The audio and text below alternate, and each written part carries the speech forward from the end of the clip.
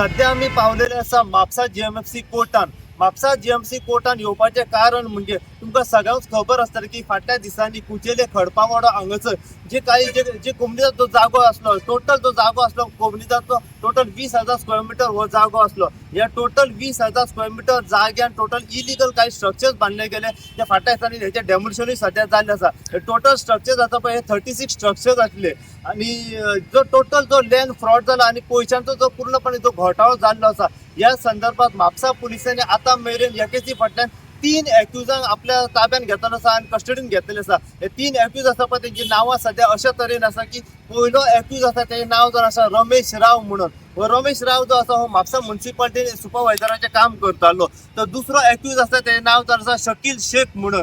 तर तिसरो एक्यूज तेजें नांव जावन आसा रवी चव्हाण म्हणून. अशे हे 3 एक्यूज आसले. हे 3 एक्यूजांक जेन्ना म्हापसा जीएमसी कोर्टान प्रोड्यूस केले तेन्ना तांकां शिक्षा जाली आणि 3 एक्यूज जे आसा हे सध्या ज्युडिशियल कस्टडीन जेसीन आसात. आज 3 महिने जावन गेल्ले आसा. 3 महिने जावन गेल्या उपरांत आज 2 जे एक्यूज आसा तेजो पयलो एक्यूज आसा रमेश राव आणि दुसरो एक्यूज आसा शकील शेख म्हणून. हे दोनूय एक्यूजांचे आज अखेर बेली खातीर त्यांची हियरिंग आसले आणि हियरिंग असल्या कारण त्यांचा जो ॲडव्होकेट आसा ॲडव्होकेट विनायक परब म्हणून हे ॲडव्होकेट विनायक परब ही केस सध्या लढयतात. आम्ही सध्या जाणून घेवपाचो प्रयत्न करया की ॲडव्होकेट विनायक परबा कडल्यान की आयचे जे हियरिंग असले बेलीचे तेचेर कितें डिसिजन जालें, कितें डिस्कशन जाल्लें आसा आणि कितें टर्म्स अँड कंडिशन घातलेले आसात. कित्याक तेंची जी बेल आसा ही ग्रांट खंय तरी ग्रांट जाली अशी आमकां इन्फॉर्मेशन सध्या मेवलेली आसा.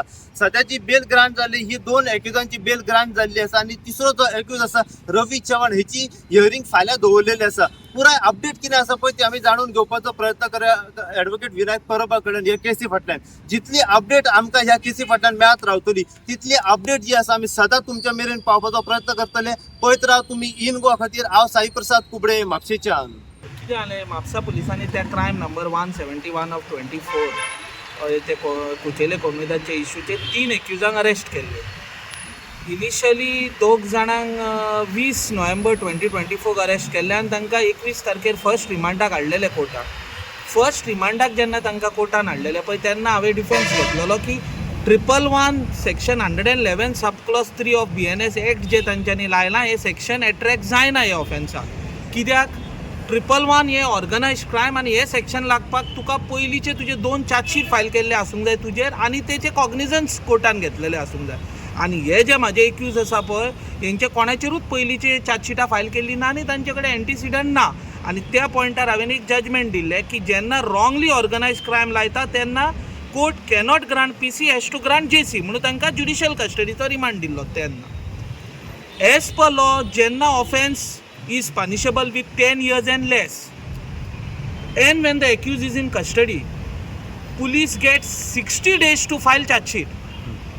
If you don't file charge sheet within 60 days or you don't file an application for extension of time to file charge sheet within 60 days, जाल्यार you are entitled for default bail. Accused is entitled for default bail. पण ती default bail ताणें charge sheet घालच्या पयलीं जावं extension for time घालता पळय तें application घालच्या पयलीं ती डिफॉल्ट बेल एप्लिकेशन घालूंक जाय. आतां आमच्या केसीन ह्या कितें जालें रमेश राव आनी शकील अहमद शेख ह्या दोगांकूय 60 डेजा वयर जाले आतां कस्टडीन आसा.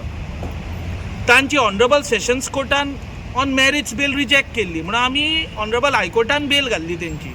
मीन टायम तांचे 60 डेज जे आसले चार्जशीट फायल करपाचे ते सोंपले.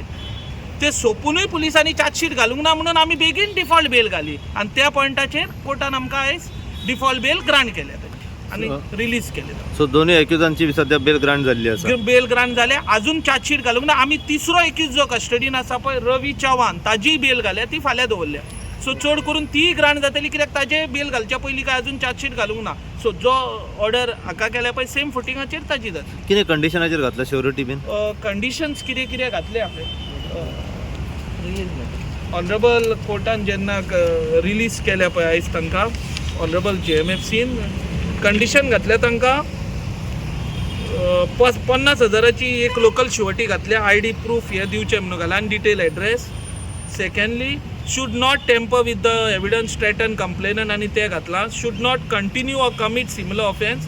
Not to leave the country without permission of the court. Should cooperate with the investigating officer in investigation and shall remain present as and when called by the court or the investigating officer.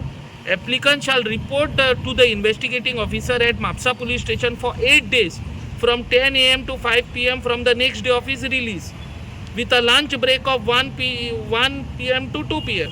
म्हणजे फाल्याच्यान ताका 8 दीस reporting दिला 10 ते 5 पर्यंत ताणें report करप आनी मदीं ताका 1 वराचें लंच ब्रेक दिला 1 to 2 आनी मागीर there after on first Monday of every alternate month in between 11 a.m. to 1 p.m. for a period of 1 year.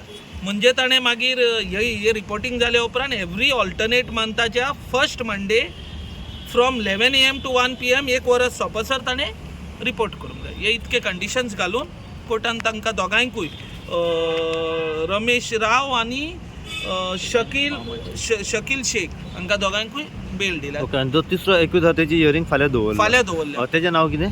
तो रवी चव्हाण.